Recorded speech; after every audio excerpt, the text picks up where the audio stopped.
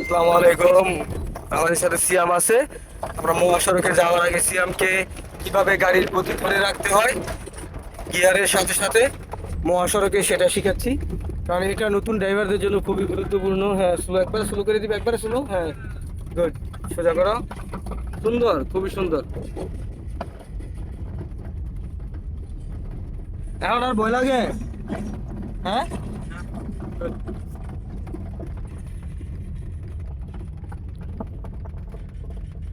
যাও, সুন্দর।